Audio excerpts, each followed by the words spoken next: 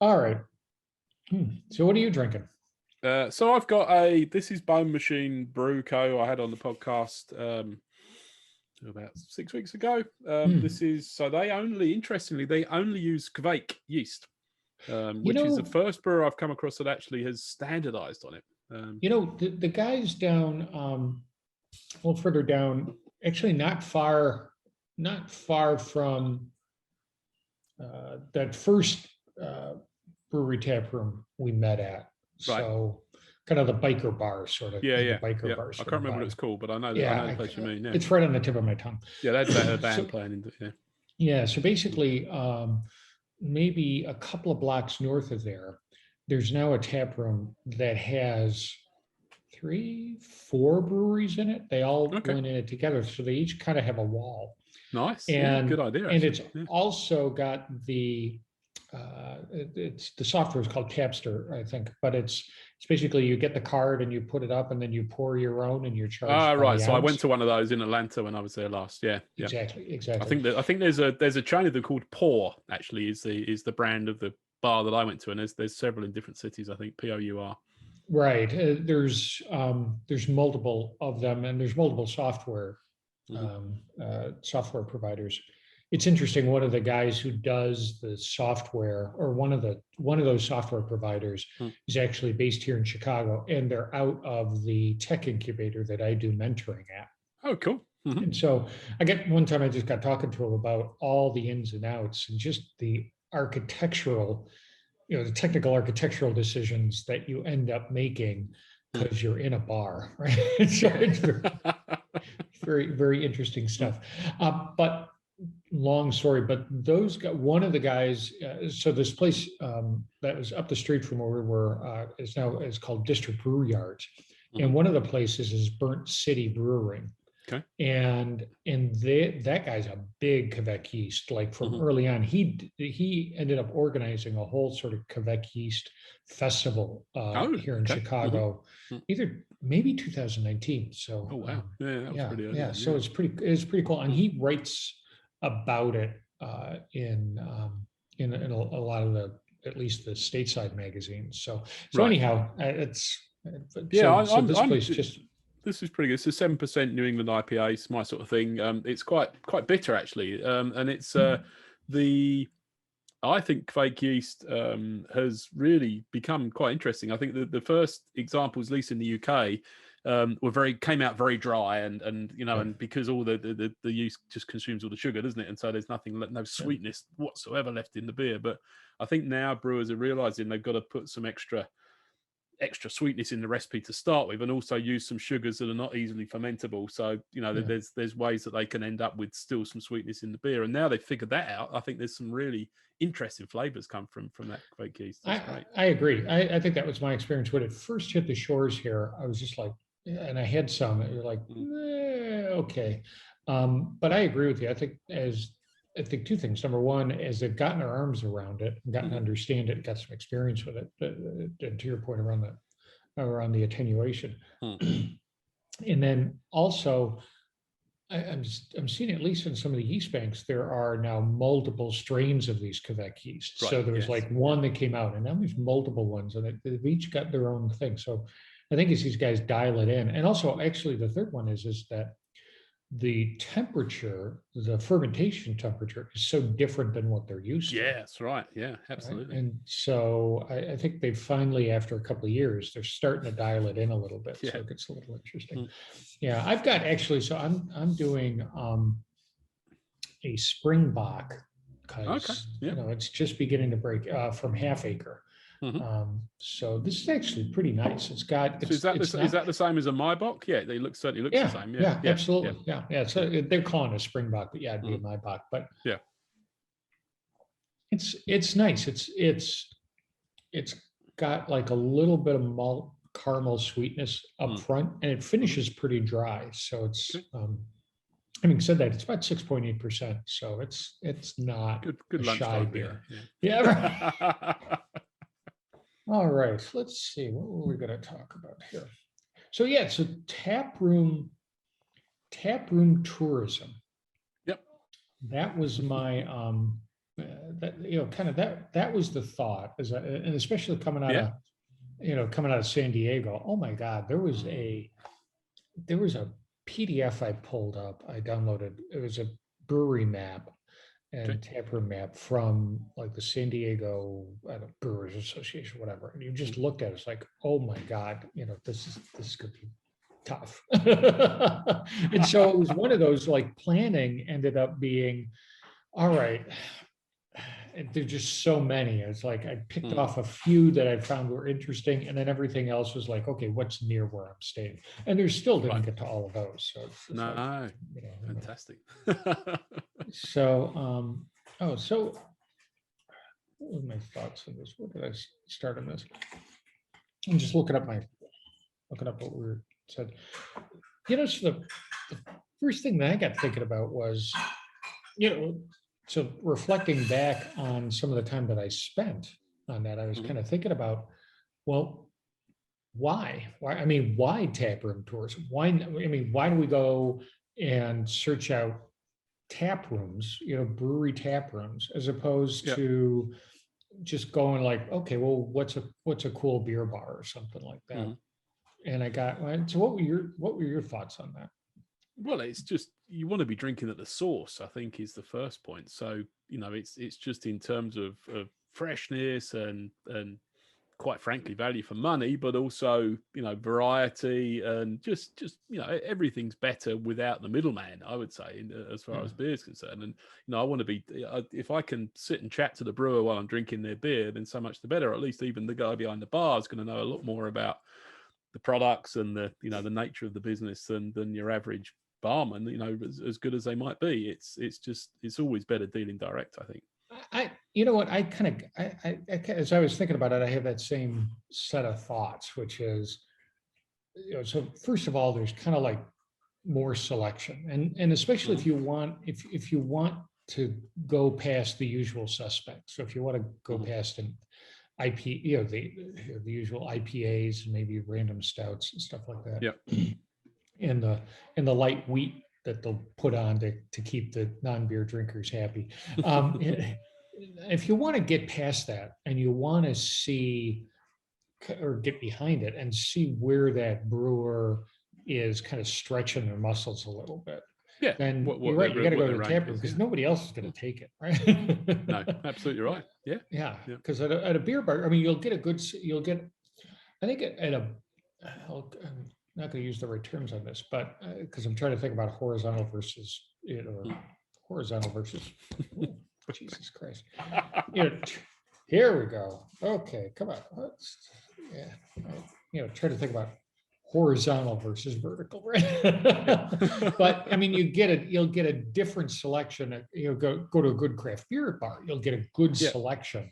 Sure. So maybe that's more horizontal, right? As opposed to, you go to a brewery and you're going to get a deeper, kind of deeper Mhm. selection of what they're and what they're after. So, and to your point also, I think that, from a cost standpoint, you're going to be able to do then flight, do flights or at least small pours and stuff like that, Yes. which means you're probably also going to be more willing to try the wacky beer. Exactly. Yeah. If you've only got like, half, 5 ounces of it or something like that, you're much more willing to do that than like, getting 12 or 16 and then like risking a drain pour, right? Yep. Definitely. I want to taste every single beer Mhm. in the tap room if I can, if I've got Yeah. time, and I will tell you if I, that modern in San Diego, modern times, Mm. like just the list on that thing. And again, everybody's, nobody's putting them up the boards, right? They're all QR codes as you sit Yeah. down and you just like hit the QR code. But that list, I just looked at it, it's like, oh my God. I Which mean, actually, there's something to be said for that though, too, is that if you're going with a couple of folks, Mhm. then if you got that big of a list, then people could kind of split it up and kind of go after different pieces of it. And Yeah. then somebody says, oh, this one, Yeah, this you is got the to best try. example of an Yeah. IPA. This is the best stout. Yeah, and then you Yeah. can. Yeah, that's a good point. But yeah, I think it's just another aspect to consider as well is I just like the atmosphere in tap rooms. I like the fact that they can be a bit rough and ready. You know, they're not. Some of them are super slick and fabulously well fitted out, and others of them are literally some barrels, to sit on, or empty pallets or whatever. It's just that there's a complete extremes of sort of decor, but they're always sort of charming in their own way and mostly not at all pretentious. And I just like being in the brewery. There's something about being at a brewery that pleases me, even if I'm not drinking, to be honest with you. And I just I have to tell you, my undergraduate degree is in chemical engineering, and I never practiced as a chemical engineer. And I used to joke with folks that that chemical engineering is kind of like mathematical plumbing, or plumbing with stainless steel.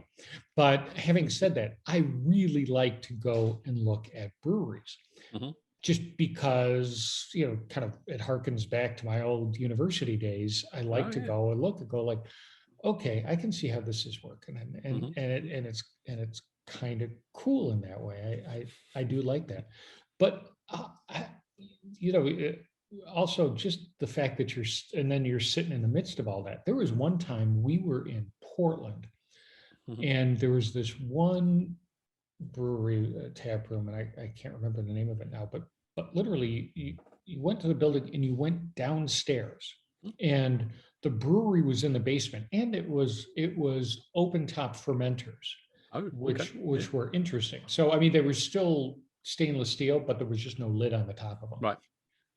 But we go down there, and I'm kind of looking at it going, how in the hell did they get these tanks down here? Because there was no obvious way that you could get a massive steel tank down into this basement. Nice. And then we're in the basement, and you go up, you get your beers, and then like the tables, we ended up, there were 5 of us, we ended up sitting like wedged in a table between like 3 fermentation tanks. It was just, I mean, we were in. It wasn't like we were looking at the brewery. You were actually in the integral part of it. Yeah. And then there was one time I was here in Chicago, a place called Old Irving Brewery, and I was kind of just standing at the half wall that was separating the tap room from all the equipment. I was just standing there, and the brewer it was a light day, it was a quiet day. The brewer saw me and he's like, "Hey, you want to come back and look?" I'm like, "Yeah, sure." And so I'm with him, and we're walking around, and then we walk up to one tank. I think it was probably a settling tank or a bright tank. And he just like reaches down, pulls up a couple of plastic cups or tasting glasses or something, and just out of one of it, just opens up like a sample port and goes, "Here," fills them 2 up, and then closes it, sprays it down with sanitizer, wipes it down again to keep everything clean.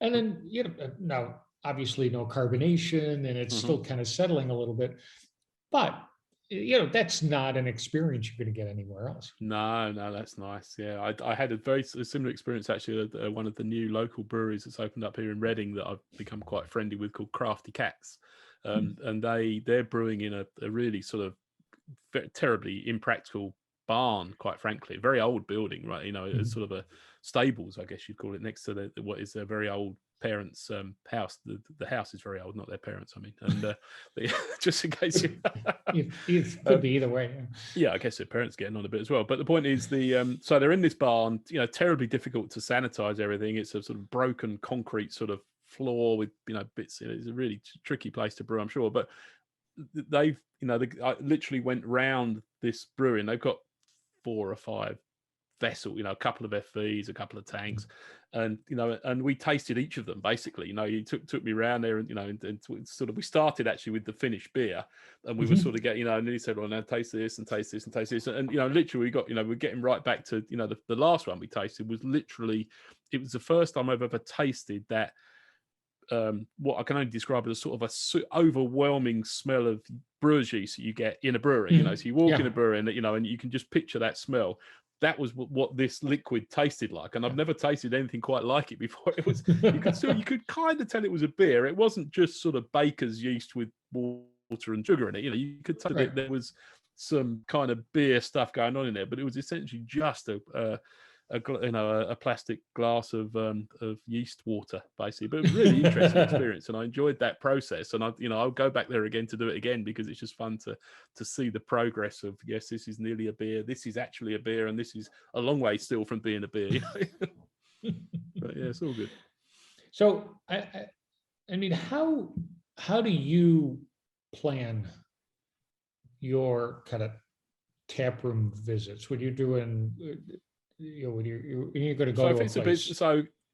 Talking about a business trip or a, I mean, I guess it doesn't really make any difference. Yeah. It's, it's all driven through Google for me, really. I mean, I might have some idea based on, sort of previous reading or whatever about some big name places that I want to visit in a particular city. But beyond that, I'm just going to Google first of all. Not, so I'll plot a Google map for the, for the city. But I'll start just searching in the, just in the Google web client for tap rooms and craft breweries. And that typically gives you lists of tens and tens of results for, even for modest sized cities. And then so I'll go ahead and plot all of them. I won't look at them other than just to click through and plot it on my map. So I'll plot everything on the map, and I'll end up with 50, 60, maybe even 100 dots on my map, pins on my map. And then I'll start clicking through them to have a look, click through to the website to look, has it got a tap room? Does it look interesting? What are the hours? Pretty quickly, I'll go to Untapped and look at the average brewery rating.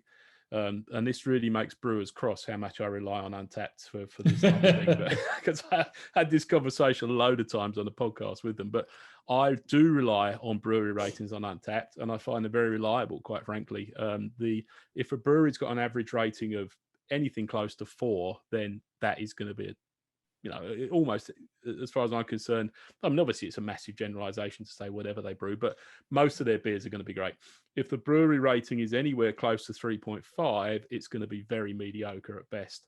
And somewhere in between is where most people land based. There aren't very many brewers with over 4, and there are, but so 3.6, it's 3.8, yeah, it's a good brewery. 3.9, it's a terrific brewery. 4 is a great brewery. And so I'm looking for those 3.8s and 3.9 average brewery ratings. Those are the ones I'm going to focus in on. But having said that, I'm then going to look for districts where I can do a route on foot. And so I want to find somewhere where I can get to fairly easily on public transport, hopefully, and then string together 3 or 4 or 5. I don't just want to go to one place. I want to bounce around. I like to, because it's the fear of missing out the great place by only going to one. So I want to find the district with the heaviest density of tap rooms. And then I'm going to, if I can then be selective and say, well, which are the 3.8s and which are the 3.5s, then I'll do that. But I'll probably end up going to the district where I can walk from one to another, maybe with 400, 500, 600 yards in between, ideally. So you can sort of get a little bit of sobering up time. But it can be a mile or more between. Probably not much. I wouldn't want to do much more than a mile between tap rooms, because then you're out for a hike rather than a or a stagger. I mean, yeah, a stagger. Well, that's as it ends up. Yeah. But that's what I'm looking for, really, is that district where I can walk from one to another and really make an afternoon of it, and or an evening. It's interesting, and this may be a difference between. Some difference between the UK and the US is that a lot of times in the US, a lot of the interesting places are a bit out of the way because they're in light industrial areas. They are, absolutely. And which which keeps down the density. So you'll find keeps the cost down as well, of course, doesn't it? This is why they're there. Yeah. that's it exactly. But I mean, and that's really why they're there, right? I mean, I can think of a number of places.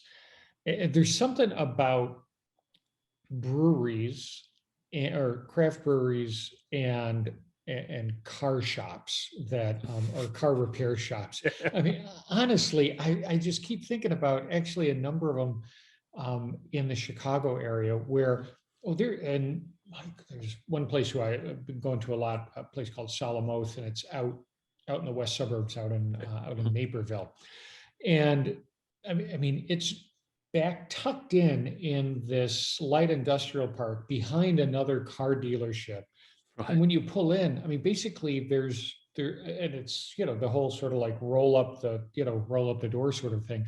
But all their neighbors are like car repair shops Mhm. or car chop shops and paint shops and right, all this stuff. And then here's this brewery here's this craft brewery Mm. with a tap room and now starting to spill out into the parking lot.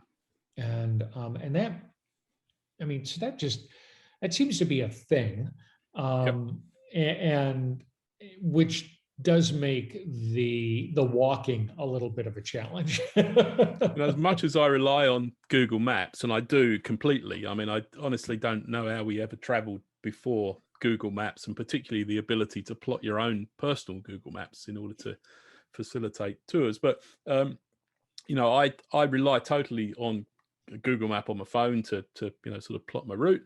But I can't tell you the number of times I've been walking down a sort of what looks like a very unpromising industrial, light industrial road, or maybe even sort of more decrepit than that. And you start thinking, well, am I really on the right? It can't be a brewery down here. No, I've obviously gone wrong. I've got to turn back. It can't be down here, and it always is. You just got to keep going and trust the map, and you always get there. But so many times I've thought, oh no, this time I've really gone wrong. I've really. There was this one time in Paris, of all places, and this was back, God, was it like 2017 or something like that? And Irene had spotted this place. What was the name of it? I was jotting it down because I had to go back to Untapped and look it up. But it was Deck and Donahue. Okay. And it's like, and it's only open, it was only open like Saturday afternoons from like, I don't know, like 11 to 3. Hate to truck in stereotypes, but a fairly French sort of random. That's right. Yeah. Yeah. So anyway, I was like, okay, yeah, we're going to go check this out. So we get on the metro, we go out, we make a couple of connections. We come up out of the metro, and we are in. I mean, we're not in like the third arrondissement anymore, right? I mean, we are. It is like us and what looked like a lot of North African folks in a shopping district. I mean, nothing wrong with that, but it's just No. like, okay, this is interesting. And back to your same point, it was like, okay, where does Google Maps say that this tap room is?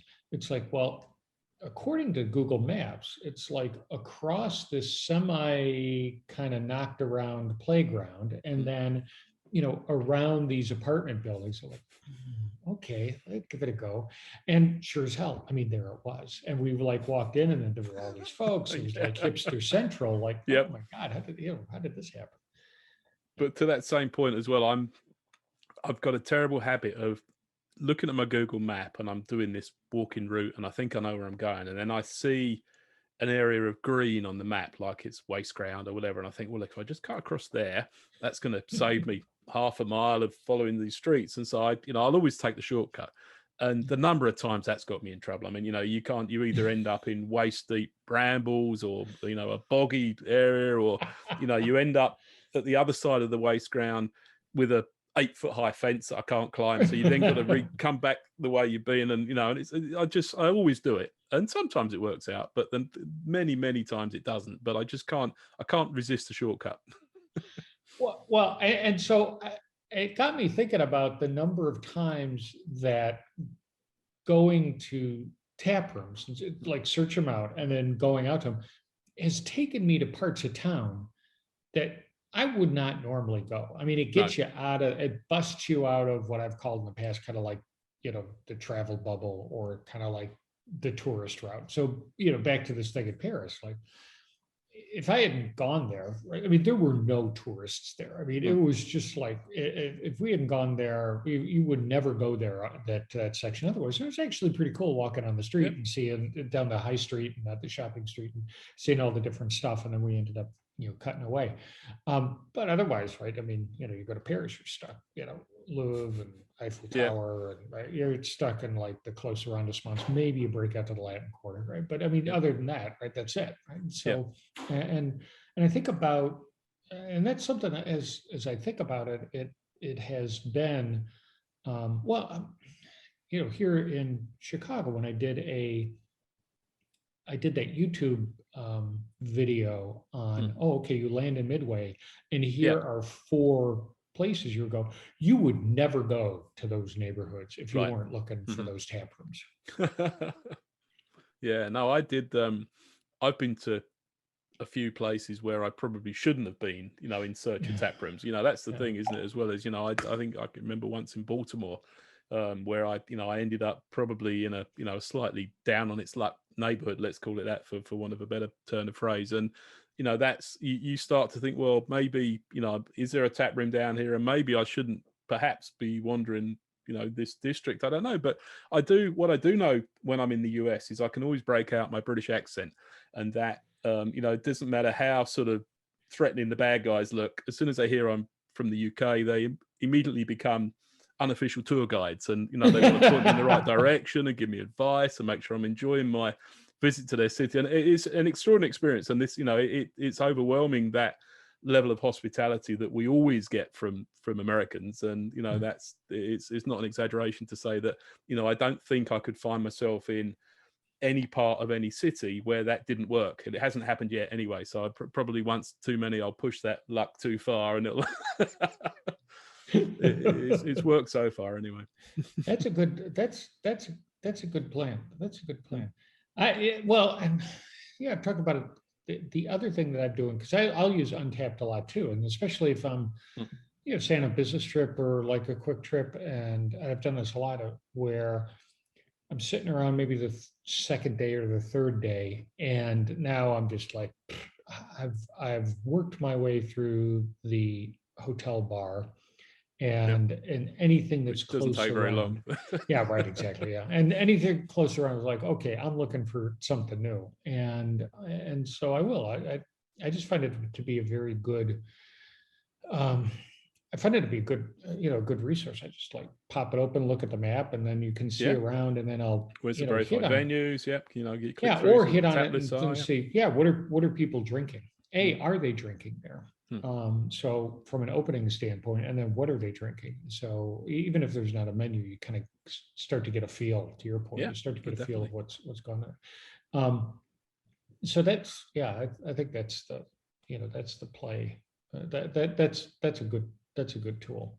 But I do think that one thing that, having said how much I rely on technology and preparation, I will always, if I get the chance to engage in conversation with the the guy behind the bar or a sort of fellow drinker, is say, where's good? What's Yes. new? Where where should I go next? Is the way that I would often phrase it, and that's worked out really well for me a few times, because there's quite often somewhere new. This is the wonderful thing about this craft beer scene, is places are opening up every week, every month, everywhere. So it doesn't matter how diligent your preparation is. If you're doing it a few weeks before you travel, you're probably not aware of the hot new place that's just opened up down the street. And so I can think of one particular example when I was in New Jersey, where I was referred to a bar called the Bradley Brew Project, which is at Bradley Beach. So it's just down from what's the Asbury, just down from Asbury Park, Oh, which Asbury is Park. Bruce, Yeah. Bruce Springsteen's Yeah.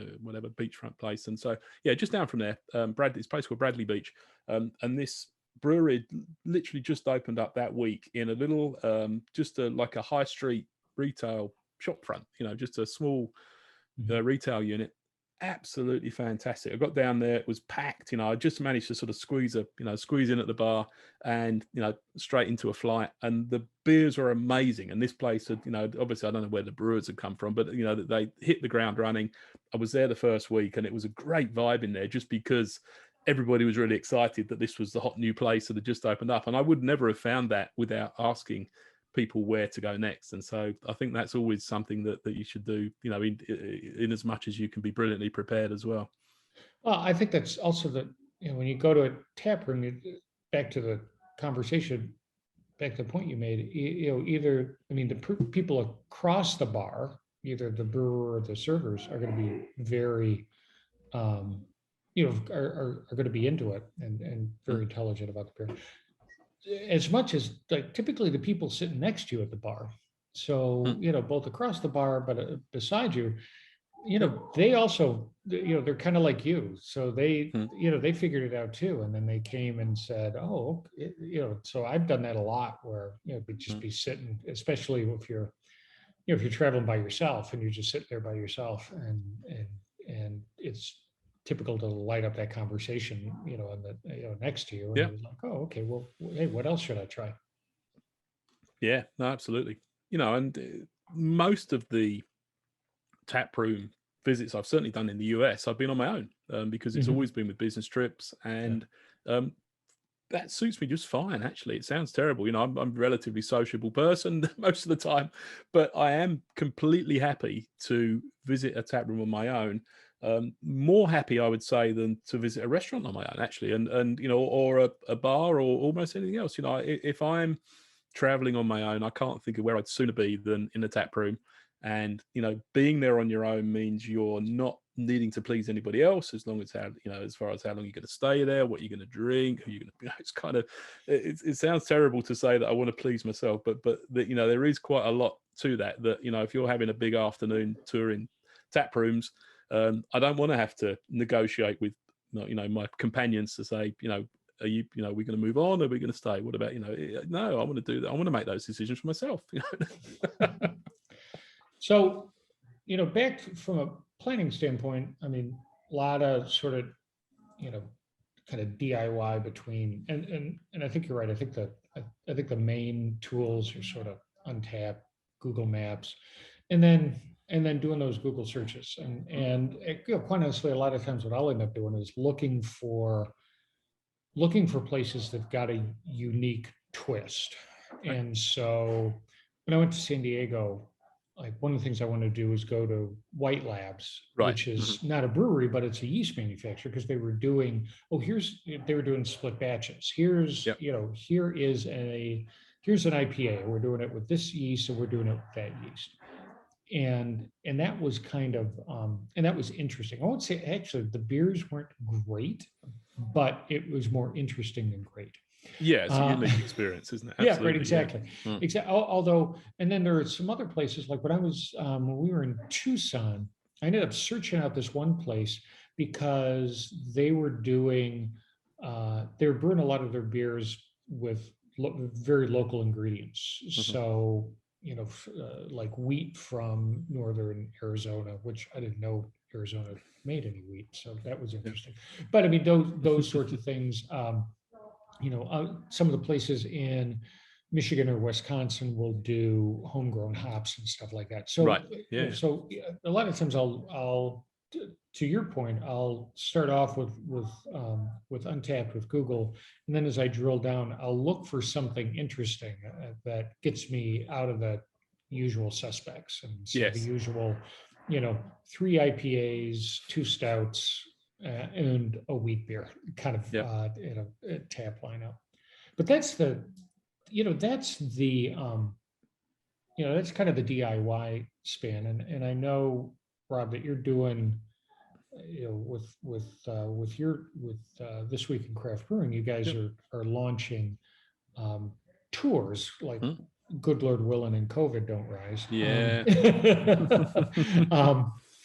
But you guys are going to take a crack at this on true tap room tourism, kind of on a Yeah. package standpoint. So how do you put that together? How does that work? Well, I've been lucky enough to travel pretty frequently to the east coast of the US from the UK for business trips over the past, particularly over the past 10 years, but really over the past 25 years, less frequently. And so I've always been comfortable with traveling in the US, and in the last few years I've become comfortable traveling, basing my travel around taproom visits, quite frankly. And so, I've been doing business trips where, I have some business meetings, but really what I'm doing is trying to plan my schedule so I'm in the right place at the right time each evening to visit the tap rooms that I want to visit. And so, I've become quite familiar with the tap rooms most of the way down the East Coast, actually, in the major cities and places in between. And so on the back of that, I actually put together a tour for friends last summer. That in fact you were booked to come on, weren't you? Yeah, exactly. Yeah. To Trillium and Treehouse and Two Roads and one or two other places in the sort of Massachusetts, Connecticut region south of Boston. And sadly, that didn't happen because of COVID, of course. But that was a tour that I actually did myself the previous summer, actually with my son, when we were touring around some of the East Coast colleges that he was considering looking at. And so, I know how fabulous those places are. And it seemed to me that would be a pretty good tour to put together for a few days, a long weekend, basically. So, we were going to do it with friends last year. It didn't happen. Since then, I've got my This Week in Craft Beer business, if you want to call it a business, off the ground. It's it's a fun side project for myself and my cousin. We publish a weekly newsletter every Monday, which is sent out by email. No trees are harmed in the production of our newsletter. And we do since last summer a weekly podcast. And so I've been interviewing brewers since the beginning of July every week. So we just published episode 39. So I'm getting into the sort of flow of doing a different interview with a UK craft brewer each week. And so in conversation with the brewers, I started to float the idea with them, not actually in the interview, but either sort of before or afterwards when we were kind of wrapping up and, and finishing off the beer and whatever, I would say to them, well, I'm thinking about this idea of putting together tours to the US. Does that sound like something you'd be interested in? And so sort of on the back of a few of those conversations, I started to figure out that what we could do is actually promote it with the brewer, and not just promote it with them, but basically sell it to the brewer's customers effectively, and have the brewer come on the tour. So the sort of the gimmick is we are traveling, you're booking onto a small tour party, minimum 6, maximum 12 tour participants, and the brewers coming from your favorite, presumably local craft brewery, and I'll be there as well to be the tour guide, and we'll put together a schedule where we're going to visit hopefully some amazing tap rooms, and some of the top breweries on the planet, from our perspective at least, places like Trillium and Treehouse in Massachusetts, or when we putting together a tour to Brooklyn, going to places like Other Half and Grimm, and Finback, some amazing breweries in Brooklyn. We've got an itinerary going to Miami, visiting places like J. Wakefield and Tripping Animals and Unseen Creatures, so some amazing breweries in Miami. So we started to figure that we could actually put together a long weekend tour to these places with the brewer, and we would, what I'm planning to do, and this is all still sort of a work in progress, but as long as we can actually make this happen this summer, we've got dates in the diary and tours announced, but we're not actually booking anybody onto these tours yet because we can't be sure we're going to be able to travel. So it's a little bit uncertain, right. But I think in the next month or so, it's going to become clear if this is doable this year or not. But the idea is that we will be reaching out to the brewers that we're planning to visit with a message that says, look, I'm bringing a tour party from the UK. It's been led by the owner of this, one of the leading UK craft brewers. They want to come to your brewery. We'd like to bring our group to your brewery. When we get to you, can we have, a meet the brewer session? Can we have a tutored tasting with you? We'd like a private table, please. And, we want to have a unique curated experience at your tap room. And, I've yet to figure out exactly how well that's going to land as a request. But it seems, from what I know about how brewers react to being visited by other brewers, usually they get the red carpet out. Brewers are very hospitable. They love, it's almost like a sort of a private members club. One brewer visits another brewer, and and they're made supremely welcome. So I'm hoping that we can leverage that to say, look, we're bringing the brewer and his 8 best customers. We're flying from London to come and do this. When we get to your tap room, we'd love to have a curated experience, and then we'd move on to the next place and the next place and the next place. And I think we can put together a pretty killer 4-day, 5-day, 4-night tour where we visit 2 tap rooms a day and have a fantastic curated experience at each one. I'm really excited by it. Yeah, no, I think that's an interesting play, right? And especially with, I think your point about bringing a UK brewer with you. I mean, two things, right? That that UK brewer gets a great experience also. Yeah. And then you're right. I think that's kind of a little bit of the keys to the kingdom, and because I think brewers into other breweries, I think chefs into other restaurants. It's that same thing. It is a secret handshake. It is the brotherhood, right? And so like Definitely. you treat each other. You treat each other well. I think that's what's good. in for the brewer. Well,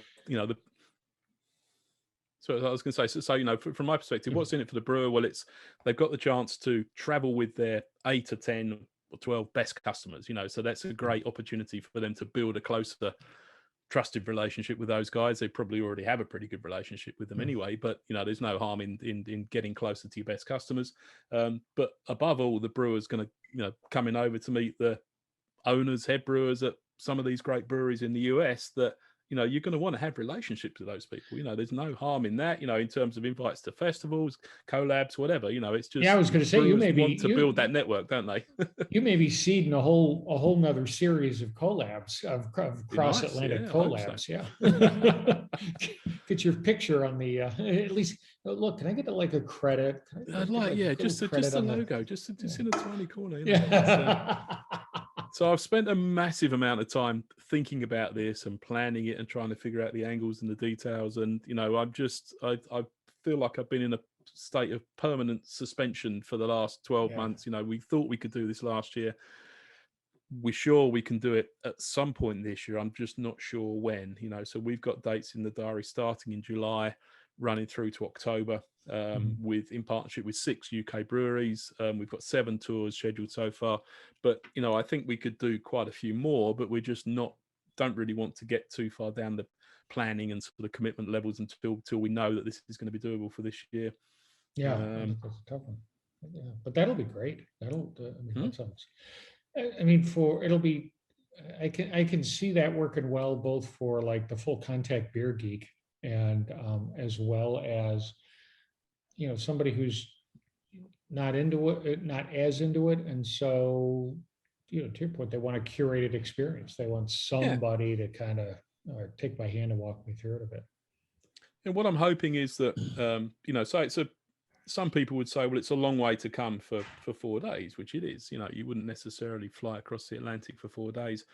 You might, because not everybody's got more than a long weekend to spare in terms of time. But what I'm hoping is people will plan a longer vacation around it, probably for the most part, and so you'll go and, you spend a week in Boston area, whatever, New York, and then, you'll join our tour for a few days at the start or the finish of your trip. So, I think we're not expecting people to travel as a group from a flight perspective. In fact, we're not actually booking flights. So we're only, we're just scheduling the hotels, the beer experiences, the transport on the ground and everything, the sort of the logistics, but people will organize their own flights and the tour starts and finishes at the destination airport effectively. Well, right back to your point of, people maybe booking a business trip around it, right? They're like, oh, okay, well, let me hang out. So I could certainly imagine doing such a thing myself, in previous years. the whole leisure thing, which I hate that word, right? Business leisure travel becomes, I don't know how you cram beer into leisure, but right, it's kind of in and around it, right? Too many vowels. Yeah, it's way too many bees. All right, I got to go get another beer. I think you're all right. Yeah, unfortunately, I fetched 2 from the fridge, so I've got one here with a koozie on it, just keeping it at some sort of reasonable. You are a smart man. I'm just going to walk. I'll be a moment. All right. Actually, I have to get a new glass. Well, since I talked about Salamoth, I had to break out. Okay. It's like Frankensteiner, and so it's got Lotus and bitter gold, and then some experimental XO 9326 hop. Oh. It's a collab with Hopsteiner, which is, I think, if I remember correctly, it is a hop provider. What have you got? I've got another New England IPA, I'm afraid. That's your thing, man. It kind of is. I don't only drink New England IPAs, but I use my preference. This is Amarillo, Oaxaca, and El Dorado 7% from Unbarred. on the south coast in Brighton, which is another recent guest I've had on the podcast. Great. Yeah, I think I heard that. Yeah. One of the top, I would say, one of the top UK brewers of New England IPAs. Actually, it's tough to find good craft beer in Italy. I've actually done some. Tried to plot my Google map for Italy, actually, funny enough, because the interesting thing is talking to quite a few brewers in the UK. Italy's quite a big export market for craft beer from the UK, surprisingly. I don't know where it goes. This is what puzzles me, because, when you try to find tap rooms or breweries with tap rooms or even craft beer bars, Google just comes up blank in the major Italian cities. It's really hard. Where did it? Yeah, I'm trying to actually think, like when we were there back in, we were there 5 years ago. So now I'm actually, I have my spreadsheet open from my Untapped download. Okay, your export. Yeah, and and so this is back in 2016, so our 25th. Actually, I found a bunch of stuff in Florence, and I remember finding a couple of well, I mean, we're basically in Lucca and San Gimignano, and then we were out in the countryside, so we were mostly drinking wine. But I found a couple of places that were actually pretty good in Florence, which surprised me. Yeah, I remember, but I wouldn't expect to be craft beer. I know, but it's interesting too, because I've always, like, a lot of the Italian stuff that I've had has been very unique. So a lot of herbs, and you get like this thyme, so like some golden ale or some lager or something. So much lighter, not as much hop, a little bit more, at least at the time. So that was 5 years ago. So things have changed a lot. But back then, I was finding a lot of stuff that was almost more culinary, right? So more herbal than hop driven, which, it's Italy. Again, if we truck in stereotypes, then yeah, that would make, that would make there's sense. There's a brand called Crack, CRAK, that we get imports into the UK, and that's sort of a full-on American style craft brewery. Brewing great, actually really good hazy IPAs, funny enough, which suits me. But they're really good, and they must be fairly significant size to be able to organise export into the UK. But but to your point, I mean, like, we were, so what was it, in fall of 2019? Irene and I went to Krakow, and then down to Budapest, and so we were going down to Hungary to visit Irene's family. Her mother was there and stuff like that, and then just kind of added on Krakow just because. And also, as it turns out, given the huge Polish population in Chicago, there was a direct flight on Lot. So Lot was running. It was weird. Lot was running direct flight from Chicago to Krakow, and then a flight from Krakow to Budapest, and then a direct flight from Budapest back to Chicago. So it was great. And they were running, and the two transatlantic legs were running like 787. So it was really nice. Are they Star Alliance or One World? Star Alliance. Yeah. Star Alliance, I believe. Yeah. Or he says, kind of trying to think. But even still, you can work with it, so it's all good. So it was good. It was good. Yeah, you get the status, everything rolls. So we end up, kind of like searching out and finding places, find some interesting places in Krakow, because we just stayed in the old town. Lovely old city, it's beautiful. And then we ended up, first day we were there was a pierogi festival. So again, trucking in stereotypes, but it were good stereotypes. We were like cranking through some real goddamn pierogies. And then same in Hungary. So like we're knocking on, mostly in Budapest. We were also out the countryside, not a big craft beer scene. Side of Budapest. But in Budapest, there was like some really, ended up with some great bars, like really big selections. So Budapest is a real sophisticated city, isn't it? It's a lovely place. So back to the whole craft tourism thing. If you don't even have to work that hard anymore to find this stuff. No, I think Europe.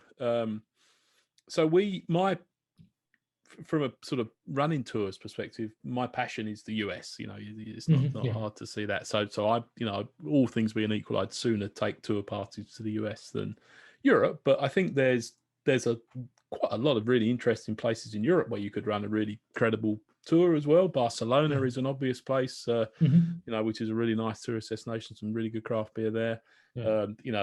Obviously any amount of German cities, if you want to go and do do the German beer experience, not really so much to my taste, but that, you could do some really good play. Cologne would be a good place to go, for example. I think, or Munich, obviously.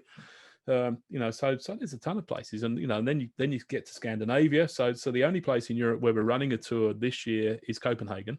I saw that, and we did Copenhagen a couple of years ago, and yeah, they're phenomenal. Just like very cool beer places there. Absolutely, but you could equally go to Stockholm and have as equally good of a time, and Gothenburg as well in Sweden is also terrific, and Helsinki is also becoming a really good destination, I think. So. Yeah. So, well, we did the Andrew and I, my son and I did the Baltics, and I can remember a couple of years ago, wasn't it? Yeah, this was like it was fall of 2019 because of course that's when you want to go way far north, is like in October or something. That makes all the sense in the world. But the funny thing is that so we did Latvia, Estonia, and Helsinki. Right. And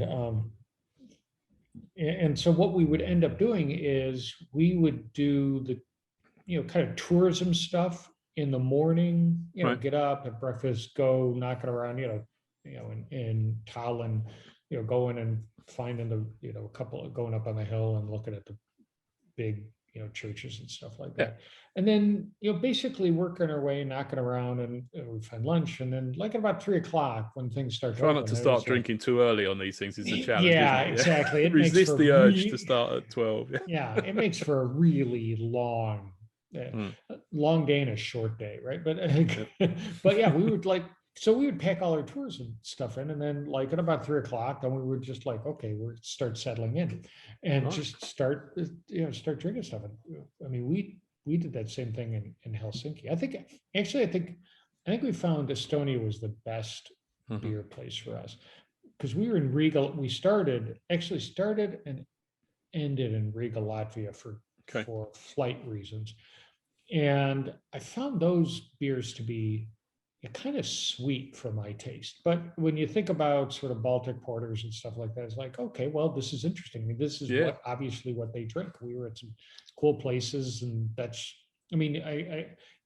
on one hand you go like, not really my gig. But then on the other hand, you kind of go, okay, but they're in business, so this is what is here. So this must be everybody's gig. And then ended up in Tallinn, and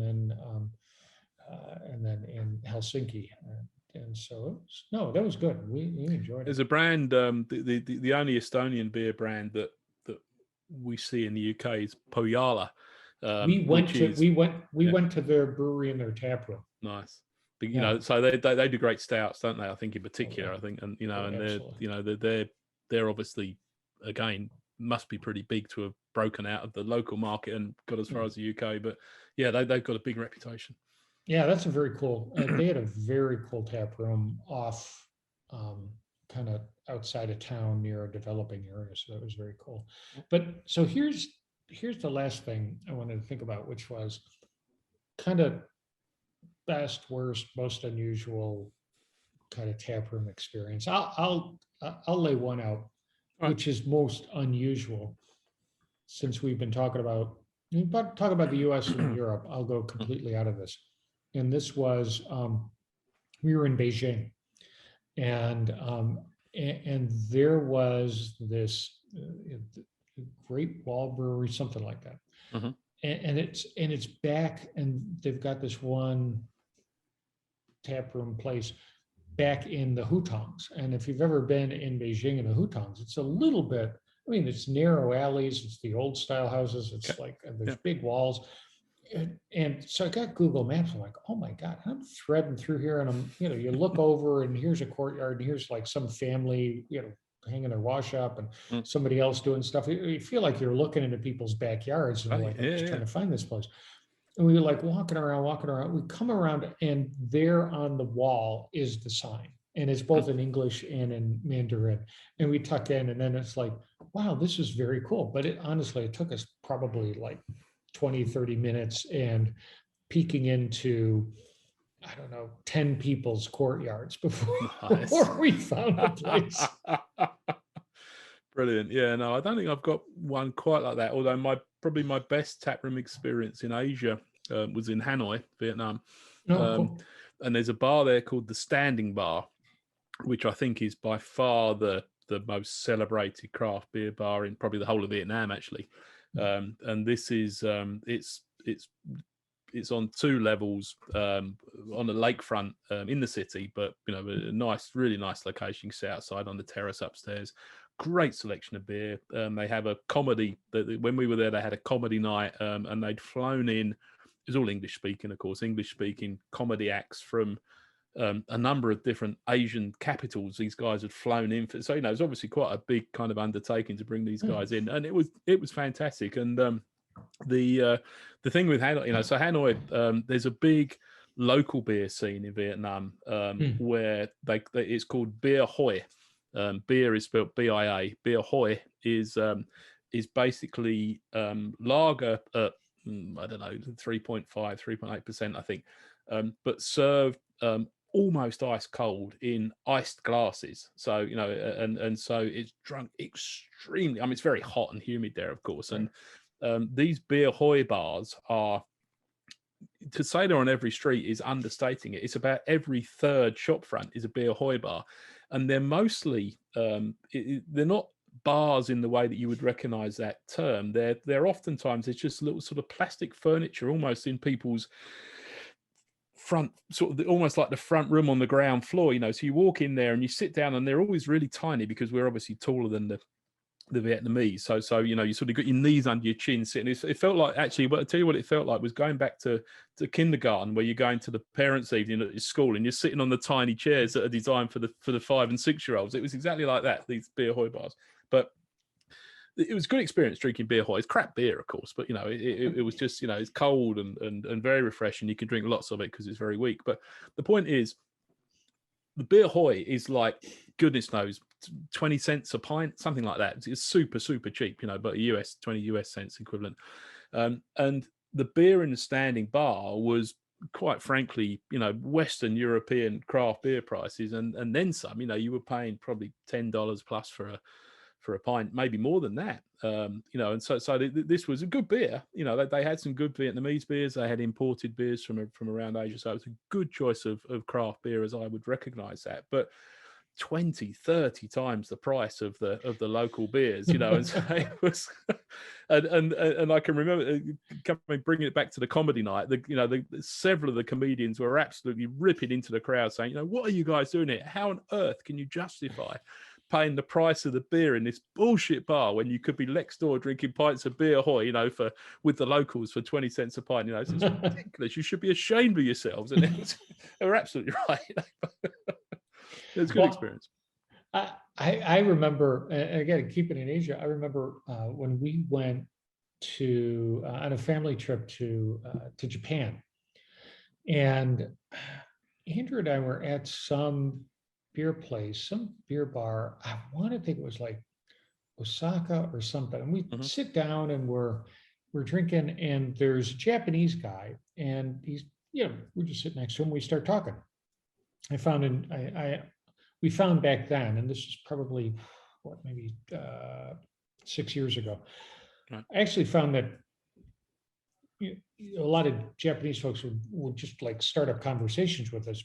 Really, really nice people, but they also wanted to practice their English. And I was right. like, yeah, good, because I have no Japanese to practice. So that I was good on that. And so we're talking to him, and we're talking to him about beer and stuff like that. Good, really nice guy. Like, okay, at the end of the night, hey, take care. Nice to meet you. And I want to think like 2 days later, we were in this little place in Tokyo. And I mean, every place in Tokyo is little, but I mean, we walked in, I mean, you look at the tanks are right there. We walk in, and there's the same guy and his wife.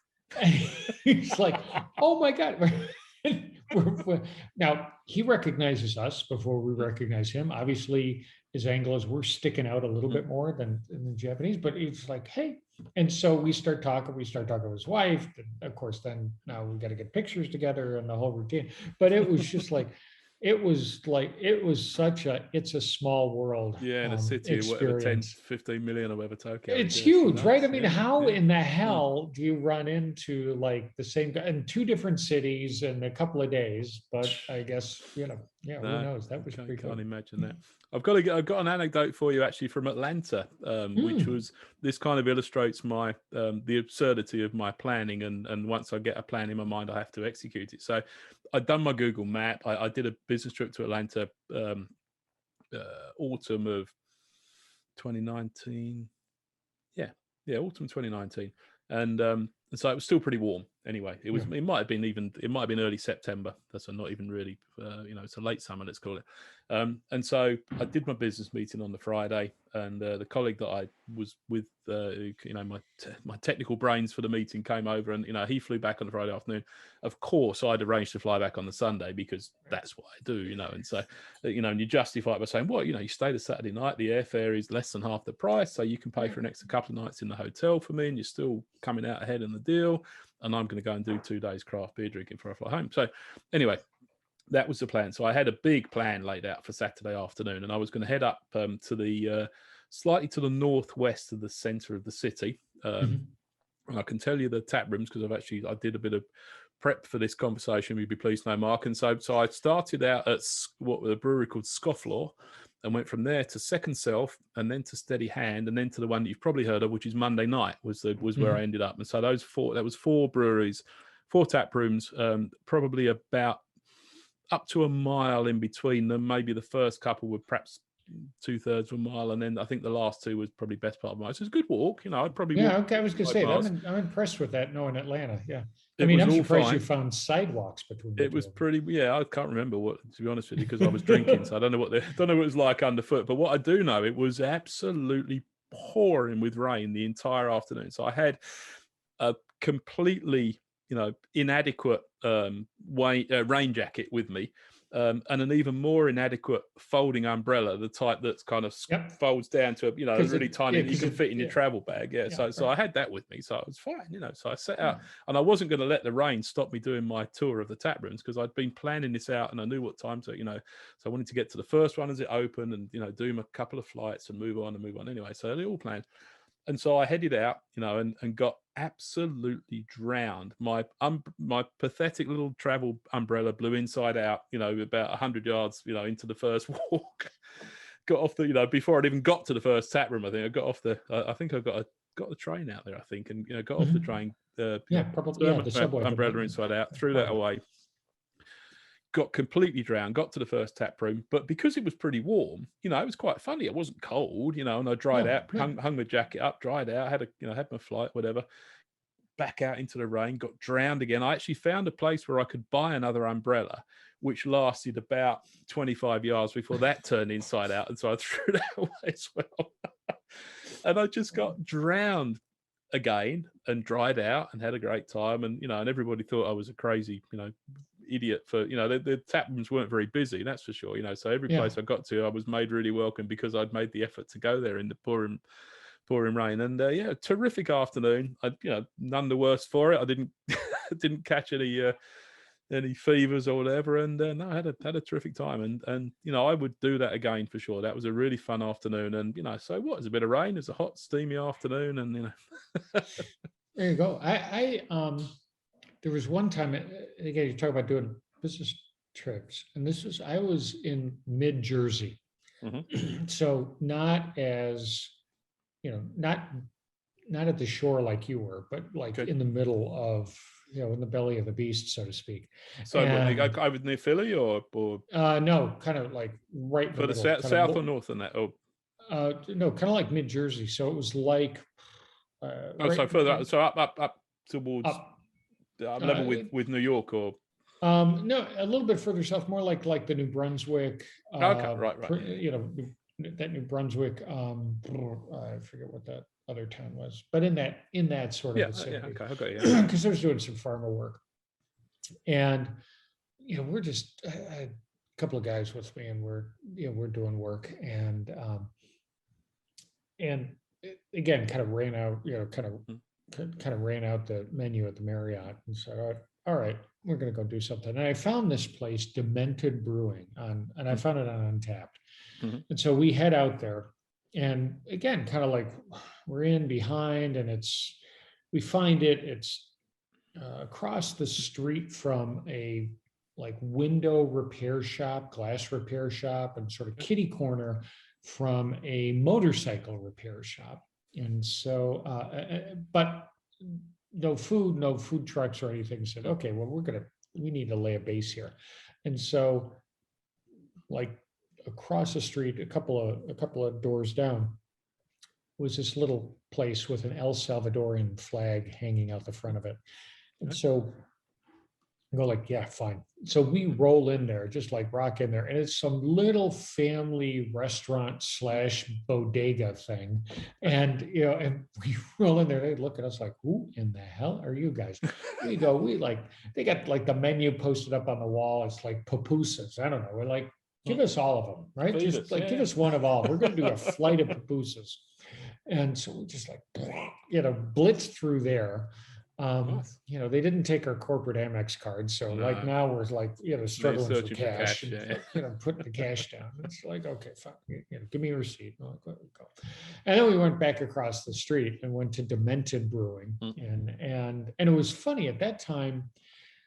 I think they've changed the law, but at that time in New Jersey, they had to give you you a have to do a tour. tour. Yeah, Oh, yeah, okay. So yeah. you hit that too. You had to I've do been a to more tour places in before you Jersey than could do probably the same. anywhere else, actually. Yeah, more It's American the towns in only Jersey. place I've had Yeah. that happen It's nuts, isn't it? been Yeah. in Jersey. Yeah, like, oh, okay, we got to do a tour, and then once you do the tour, then you can have beer at the tap room. I was like, okay, fine, cool.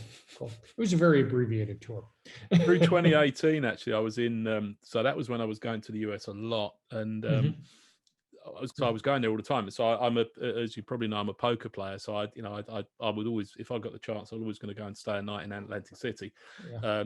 And so I've got my Google map for New Jersey is probably better sort of plotted out than the map I've got for any other state in the US. And I've been to some fantastic places in Jersey, and I actually watched that sort of policy evolve in 2018 from at the start of the year, where they were quite strict about saying, yeah, we've got to give you a bit of a tour, and they sort of, it didn't take long, say, here's the fermented vessels, here's the bright tanks, and this is the canning line, go and sit down. After a while, it got to the stage where they just had laminates printed where they said, here's a laminate showing you the map of the brewery. If you'd like us to come and show you any particular feature on this, please let us know. But just otherwise, you can just sit at the bar and look at it while you have your beer. And so they'd obviously sort of figured out that that was sufficient to satisfy the local regulations. But That's funny. Well, yeah, we lived in Philly from like 88 to 92. And at that time in Philly, so the liquor laws were kind of goofy, and that was, if you wanted to buy wine or hard liquor, you had to go to a state-run ABC store, Alcohol Beverage Commission store. Okay. But beer, you would either go to a bar and buy a 6-pack at the bar, or you would go to a liquor distributor and buy a warm case. And those were your two selections. That was how you. So a warm case, as in at room temperature, they couldn't chill Yes. it. Oh wow, right. how bizarre! Yeah. It was, and that's coming Yeah. from. We moved from Chicago, where literally people piss and moan about having to wait till noon on Sunday to buy beer and alcohol out of the drugstore or the grocery store. I mean, so like completely, completely different sort of thing. But we were in Philly in October and staying down in South Philly, which is its own unique gig. South Philly is, but hit a couple of very cool tap rooms just in in Philly, and that was Yeah, no, definitely. So a few times I actually stayed in Philly in Airbnbs, actually, sort of south of the downtown area. You know, a few so blocks, a few stops on the subway south of that sort of city center, if you want to. I don't quite know what you call it. And so, yeah, Center no, City, actually they call it. there are some really cool places in Yeah. Central Philly. It's a good craft beer city, no doubt. It is cool. One thing I was going to just before we start talking about Jersey, I wanted to just mention to you. So I went. One of those trips in 2018, I went to a brewery called Carton, which is on the almost on the northern coast of New Jersey. If you can picture that, just across from New York City, basically. I don't quite know if I'm quite it's like describing that right. Hoboken or something like that. Yeah, I don't quite know exactly what sort of county that is, but sort of, you know, where he goes up the coast and then kind of turns left, and just in the corner there is Carton Brewing, and you know, I didn't think anything very much of it. It's a really nice tap room, actually. It was a super atmospheric place. You had to actually go upstairs to get to it, and when you got there, it felt like you was in a sort of you felt like you'd gone down. So kind of a strange sort of situation. I was made really welcome there, and had a lovely, you know, a good few hours in there. The only reason I mention it to you is it's become probably my new favorite podcast. Is run by the owner, called, his name is Augie Carton, and it's called Steal This Beer. And I don't know if you've ever come across it, but if you don't listen to Steal This Beer, you have to start. You know, it's just they've done 300 or so episodes. It's two guys. It's Augie Carton, who's the owner of Carton Brewery, and a journalist called John Hall, which I think is spelled Haul. And I believe he's a relatively respectable, at least he was a relatively respectable journalist, which is not to say he's disrespectable now, but I think he used to work for the New York Times, is my point. So I think that's what they say anyway. But the really cool thing about Steal This Beer is they do black glass blind tastings each week. So they invite a guest on each week, and the guest has to bring them 2 beers, but not their own beers. So they often have a brewery as a guest, a brewer as a guest, but the brewer has to bring them 2 beers to taste out of black glasses, blind, obviously, because you can't even see what color your beer is drinking out of a black glass. And then these guys basically say, you know, they basically dissect the beer, and they say, no, this is, you know, we think this is this or it's that, and it tastes of this and that, and these are the hops. And actually, surprisingly often, they actually say it's this particular beer from this brewery. I mean, you know, it stuns me how accurate they're able to taste these beers. Very, very refined palates. They obviously drink too much beer, both these guys, to be able to do that. But really good podcast. Seriously, I can't recommend it too highly. It is definitely my favorite beer podcast now. Steal This Beer. Yeah. I'll have to go find that. That'll be very cool. That'll be very cool. I like that. I like that whole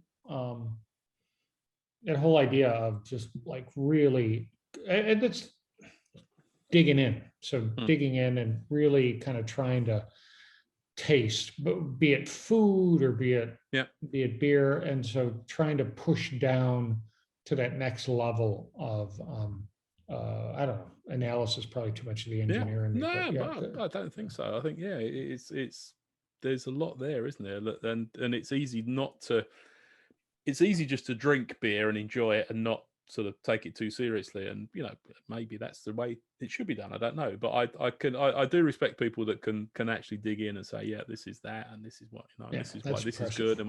And the really interesting thing is they're often talking about the ABV of the beer, and they say, this is fantastic. If it's 4.5%, this is my new favorite beer. However, if it's 6.5%, it's only just okay. And if it's 7.5%, I'm actually a bit angry with it. You know, so they have a kind of a spectrum where they're trying to sort of guess the ABV, and you know, and they can do that quite accurately. But they're also saying what they're looking for is amazing tasting beers at drinkable ABVs, which is an interesting sort of perspective on it. I actually have that same sense, and actually, you know, Andrew and I have that same discussion a lot of times, which is like, okay, this is a great beer. You know, this is a great beer at 5, at 4.5 or 5%. Yeah. Right. If this same beer was 9%, I'd be pissed off, right? Because you kind of like think about it as you're going through the day, and if you not if you're just having one, but if you're going to go through a tap room, or if you're going to go through Yeah, drink a like 9% beer, day that takes drinking, a right? big Yeah. chunk out of your kind of Yeah, I mean, day, doesn't it?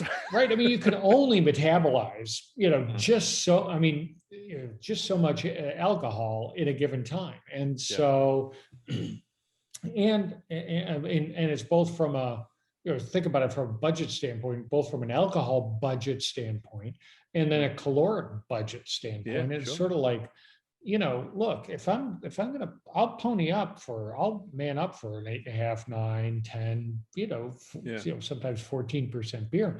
But boy, that 14% beer better be friggin' Needs rock to be star. really That's good. Yeah. like, right. I mean, it ought to blow the top of my head off. Yeah. But if it's just okay, I'm kind of pissed with it, Yeah, because I have like, you've wasted a lot of different things on that beer. You've wasted money, exactly. you've wasted calories, you've wasted alcohol units, you've sent yourself closer to needing to go to bed. That's all those things are not good, are they? Exactly. Versus like if I go and so I'm much more impressed if I get like a really nice tasting beer at like 4.5%. I'm like, wow, that's like rock star. That's an beer. Impressive feat of brewing right there. Yeah. Well, and I think that's I think that's the thing too. It's a hell of a lot harder to make a great beer at 4.5% than it is at, say, 7%. Definitely. Yeah.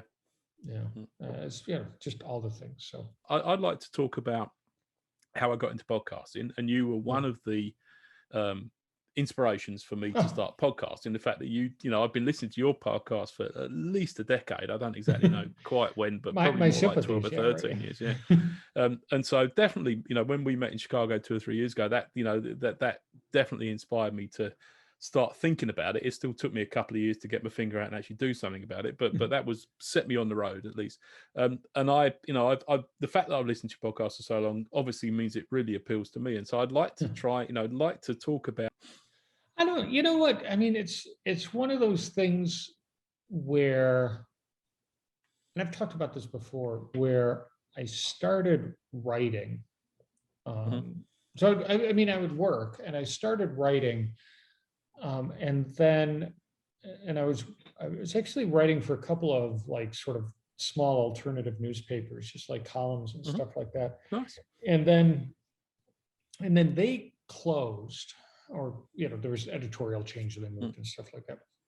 And so I was still like jotting stuff down. I had this like little Moleskine, notebook that I would, I would just jot stories down in, and I had enough of them. I was about, and this was this like 2004, 2005. I was about ready to start a blog, and just like, because that was when blogging was like really hit. And I was about ready to start to do that, to like convert some of this stuff into book. And then that's when sort of podcasting just first started to float up. And I had done radio broadcasting when I was in high school in Memphis. And so I was kind of used to that. And so so I just thought about this, like, oh, okay, well, I've got this stuff, I got these stories, let me go start to play this. And that's how it came together. And it's funny, we talk about beer, we talk about beer tasting, like taking that next level down, and being not analytical about it, but being thoughtful about it.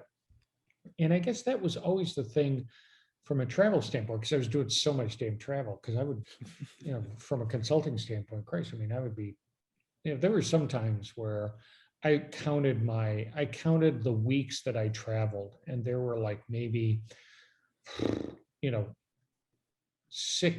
were some years that there were like 6 or 7 weeks in a year that I did not travel. Yep. And so other than that, I was traveling. And so, you do all that, and eventually you just start thinking about it. And again, it was just sort of like, okay, well, I could just bitch and moan, which I do. But I was just trying to be, I would be, there are two things. Number one, you get a lot of stories just by osmosis, just by doing it. Yep. And then just trying to be thoughtful about it around, okay, well, let me think about this. And, what do I think about it? And that's, more than anything, that's how it came out. And and so it's funny. I've been thinking about going back and listening to some of those first podcasts because I did them. When I first started out, I was doing a podcast a week, and now I Yeah, think about that, like, how in the hell did I ever do that? I no, just like, I don't know. So now, so I eventually, ended up at a monthly cadence, which seems a little bit more manageable. yeah. And also, I think I feel like it lets me be a little bit more thoughtful. I Well, I don't know. think you probably, you had times where you were less frequent than that, weren't you? I think, Yeah, I just took I, breaks. Yeah. I mean, I found I can remember the guy that referred me to podcasting. So let's start with that. So I think in 2007, I was working. So I've worked in the software industry for 30 years, and I've traveled for 30 years, always always been based in the UK, mostly traveling into Western Europe, mostly working for American software companies. So traveling Mhm. most weeks with an international sales strategy. So I've sort of lived the same life that you Yeah. have lived, but from a European base.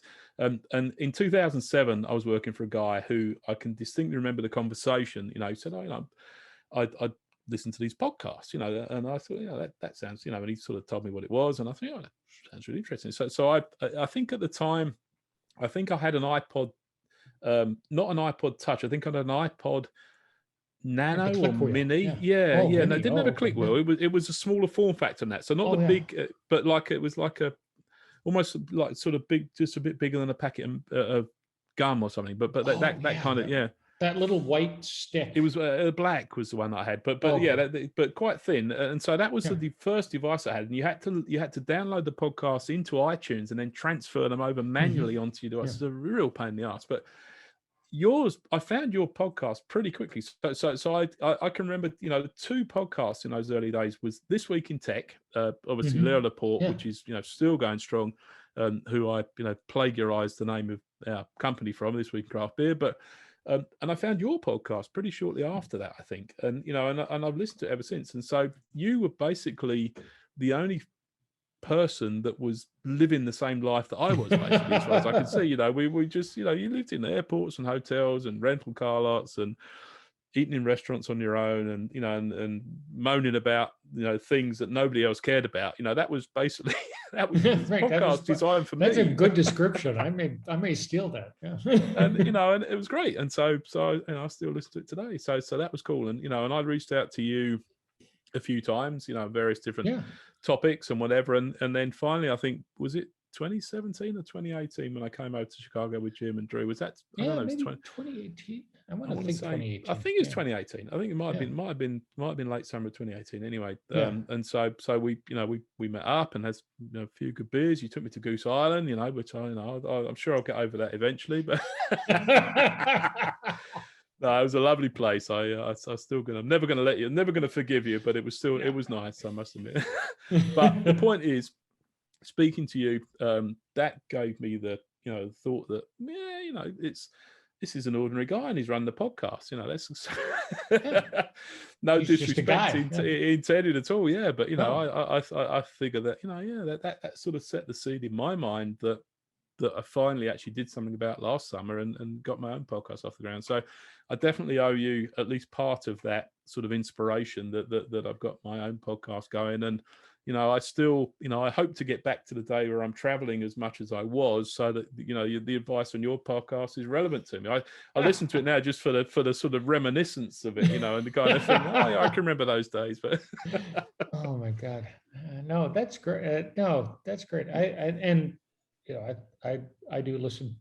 I listen to yours actually because I'm like plotting, like, oh, okay, I'm going to go here and go here, go here, and it's funny. I was thinking about it, um, and that's kind of a little bit of that led to some of the planning for this trip in November, Mhm. which is which was kind of almost my new way of doing travel, which is, look, I'm going to get a start point and an end point, like in and Right, out, and then I'll right, figure the rest of it out later. yeah, and that's good. Yeah, And I like yeah, that. and so that was literally, kind of like, I spent a lot of time in London on and off, 30 years.